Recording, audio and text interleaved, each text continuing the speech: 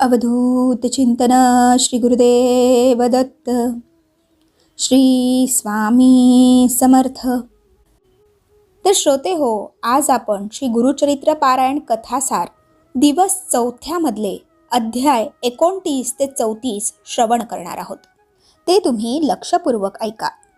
आणि चॅनलवर नवीन असाल तर चॅनलला सबस्क्राईब करून बेल आयकॉन प्रेस करायला विसरू नका. त्यामुळे तुम्हाला पुढच्या सर्व अध्यायाचे नोटिफिकेशन मिळत जाईल. चला तर मग दत्त महाराजांना आणि स्वामी महाराजांना नमन करून आपण आपले पुढचे अध्याय श्रवण करूया. तर श्रोते हो, आजच्या दिवसातील पहिला अध्याय आहे 29वा अध्याय. ज्या अध्यायामध्ये आपण श्रवण करणार आहोत भस्म महात्म्य आणि ब्रह्म राक्षसाचा उद्धार. चला तर मग 29वा अध्याय श्रवण करूया. ओम श्री गणेशाय नमः. श्री सरस्वते नमः. श्री गुरुभ्यो नमः. श्री कुलदेवताय नमः. तर श्रोते हो, नामधारकाने सिद्धमुनींना विनंती केली. पूर्वी त्रिविक्रम भारतींनी श्री गुरूंना भस्म महात्म्य विचारले होते. मग पुढे काय झाले ते मला सविस्तर सांगण्याची कृपा करावी. नामधारकाने अशी विनंती केली असता श्री गुरूंनी त्रिविक्रम भारतीला काय सांगितले ते सिद्धयोगी नामधारकाला सांगू लागले. श्री गुरु त्रिविक्रम भारतीला म्हणाले, मी तुला आता भस्म महात्म्य सांगतो, ते तू लक्षपूर्वक ऐक. पूर्वी कृतयुगात वामदेव नावाचे एक प्रसिद्ध महातपस्वी शिवयोगी होते. ते सुखदुःखरहित, शांत, समदर्शी, आत्माराम, गृहगृहिणी, विरहित होते. ते भस्मधारी, जटाधारी, वल्कले धारण करणारे होते. एकदा ते फिरत फिरत भयंकर अशा क्रौंच वनात गेले.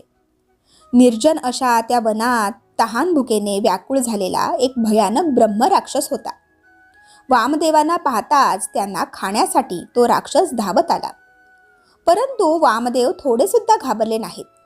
वामदेवांच्या शरीराचा स्पर्श होताच त्या राक्षसाची सर्व पापे तत्क्षणी नष्ट झाली. वामदेवांच्या अंगाचे भस्म त्या ब्रह्मराक्षसाच्या अंगाला लागले. त्यामुळे त्याचा राक्षस भाव नाहीसा झाला. त्याला पूर्वजन्माचे स्मरण झाले. परिसाच्या स्पर्शाने लोखंडाचे सोने व्हावे त्याप्रमाणे त्या राक्षसाचे सगळे जीवनच बदलून गेले. त्याची तहान भूक नाहीशी झाली. शांत झालेला तो वामदेवांच्या पाया पडून विनवणी करू लागला. स्वामी, तुम्ही तर प्रत्यक्ष परमेश्वर आहात. मी तुम्हाला शरण आलो आहे. माझा उद्धार करा. वामदेवाने त्याला विचारले, तू कोण आहेस? या अरण्यात का हिंडतोस? राक्षस म्हणाला, स्वामी, तुमच्या शरीराचा स्पर्श होताच मला माझे पूर्वजन्मीचे 25 जन्म आठवत आहेत. मी केलेली सर्व पाप पुण्यकर्मे मला चांगली आठवत आहेत. वामदेव म्हणाले, तुला 25 जन्मापूर्वीचे स्मरण असेल तर तू कोणकोणती पापे केली होतीस ते सविस्तर सांग. राक्षसाने आपले पूर्वजन्म सांगण्यास सुरुवात केली. राक्षस म्हणाला, 25व्या जन्मापूर्वी मी यवन राजा होतो. मी अत्यंत पापी व स्वैराचारी होतो. मी रोज नवीन स्त्रियांचा उपभोग घेत असे. रोज एकेका स्त्रीचा उपभोग घेऊन तिला सोडून देत होतो व नवीन स्त्रीचा अपहार करीत होतो. मी सद्वा, विधवा, कुमारी, रजस्वला अशा सर्व स्त्रियांचा अपहार केला व त्यांच्याशी कुकर्म केले. अशा रीतीने विषयभोग आसक्त झालेल्या, मद्यपान करणाऱ्या मला तरुणपणी क्षयादी अनेक रोग झाले. मंत्र्यांनी व सेवकांनी माझा त्याग केला. शत्रूंनी माझे राज्य हिरावून घेतले. शेवटी माझ्या कुकर्माने मला मृत्यू आला. जो मनुष्य धर्मभ्रष्ट होतो त्याचे आयुष्य नष्ट होते, त्याला अपयश येते, भाग्य क्षीण होते, तो अत्यंत दुर्गतीला जातो. त्याचे पितरसुद्धा स्वर्गभ्रष्ट होतात. मृत्यूनंतर मला यमलोकात नेले. तेथे मला भयंकर अशा नरककुंडात टाकले. हजारो वर्षे मी तेथे पडून होतो.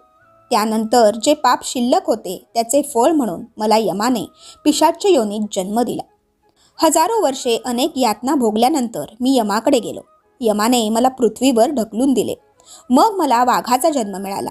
दुसऱ्या जन्मी मी अजगर झालो. तिसऱ्या जन्मी लांडगा. चौथ्या जन्मी डुक्कर. 5व्यात सरडा झालो. 6व्या जन्मी कुत्रा. 7व्या जन्मी कोल्हा. 8व्यात गवा. 9व्यात मी वानर झालो. 13व्या जन्मी बगळा झालो. 14व्या जन्मी रान कोंबडा. त्यानंतर गिधाड, मग मांजर. त्यानंतर मी बेडूक झालो. 18व्या जन्मी मी कासव झालो. त्यानंतर मासा, पुढे उंदीर व घुबड झालो.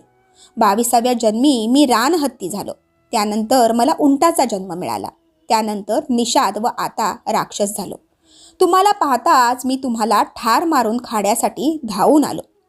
मी तुम्हाला पकडले, पण तुमच्या शरीरावरील भस्माचा स्पर्श झाला आणि मला हे सर्व जन्म आठवले. तुम्ही खरोखरच परमेश्वर आहात.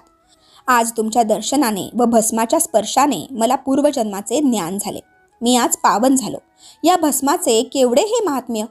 त्यावर वामन म्हणाले, माझ्या भस्माचा स्पर्श होताच हा चमत्कार घडला हे खरे आहे. भगवान शिवशंकर या भस्माचा लेप स्वतःच्या शरीरावर लावतात. एवढा या भस्माचा मान आहे. याचे महात्म्य विशेष ते काय सांगणार. पण याविषयी मी तुला एक कथा सांगतो. त्यावरून या भस्माच्या ठिकाणी केवढे महात्म्य आहे याची तुला कल्पना येईल. वामदेव कथा सांगू लागले. पूर्वी द्रविड देशात एक आचारभ्रष्ट ब्राह्मण राहत होता. त्याचे वाईट आचरण पाहून त्याच्या नातलगांनी व मित्रांनी त्याला वाळीत टाकले होते. तो एका हीन जातीतील स्त्रीच्या नादी लागला. त्याने तिच्याशी विवाह केला. तो इतर स्त्रियांशी सुद्धा व्यभिचार करीत असे. तो चोऱ्या करून पोट भरीत असे. तो एकदा चोरी करावयास गेला असता त्याला एका माणसाने ठार मारले व त्याचे प्रेत गावाबाहेर घाणेरड्या उकिरड्यावर टाकून दिले. त्याच्यावर कोणतेही संस्कार केले नाहीत. यमदूतांनी त्याला पकडून मारझोड करीत यमलोकात नेले. तेथे त्याला अनेक यमयातना भोगाव्या लागल्या.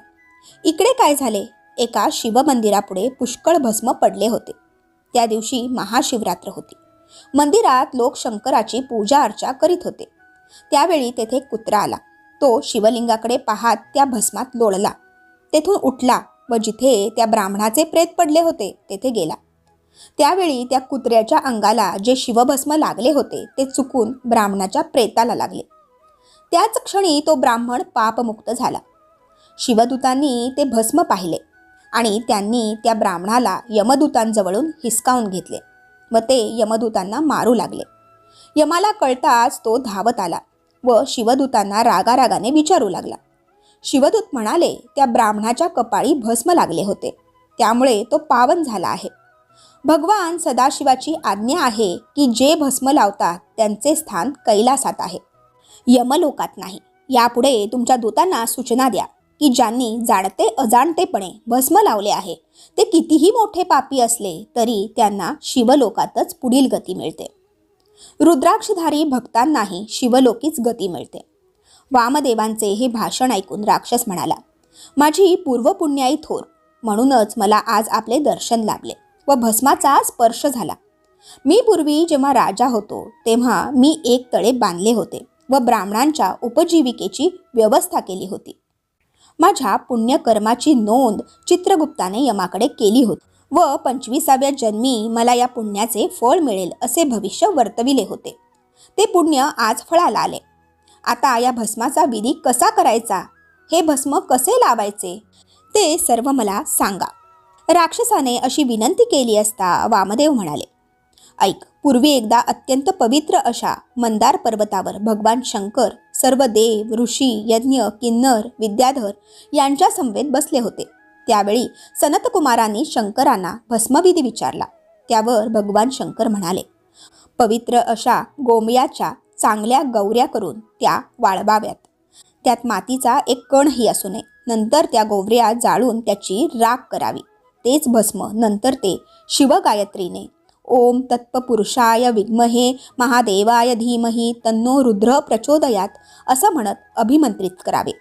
त्यावेळी अग्निरीत भस्म इत्यादी मंत्र म्हणावेत. संध्योजात या मंत्राने भस्म तळ हातावर घ्यावे. मग ते अंगठ्याने मळावे. त्र्यंबकम या मंत्राने भस्म भाळी लावावे. त्रयायुषे या मंत्राने कपाळास व सर्वांगाला लावावे. भस्म लावताना तर्जनी व करंगळी वापरू नये. कपाळावर 3 बोटांनी भस्म लावावे. अंगठ्याने मध्यरेषा काढावी. नंतर त्रिबोटीने सर्वांगास भस्म लावावे. या भस्मभूषणाने आपल्या हातून झालेली सर्व पापे जाळून भस्म होतात. त्याचप्रमाणे मद्यपान, ब्रह्महत्या, अभक्षभक्षण इत्यादी महापातके सुद्धा या पवित्र भस्माने नष्ट होतात.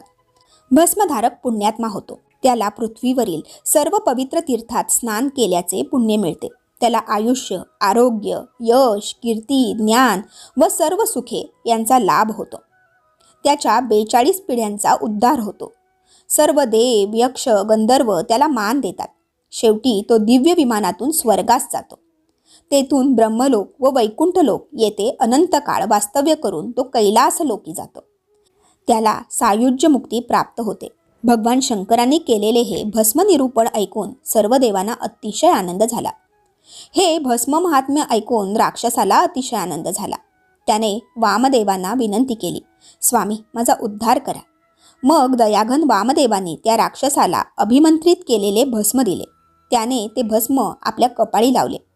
त्याच क्षणी त्याला दिव्य देह प्राप्त झाला. मग तो वामदेवांना प्रदक्षिणा घालून आकाश मार्गाने आलेल्या दिव्य विमानात बसून दिव्य लोकास गेला.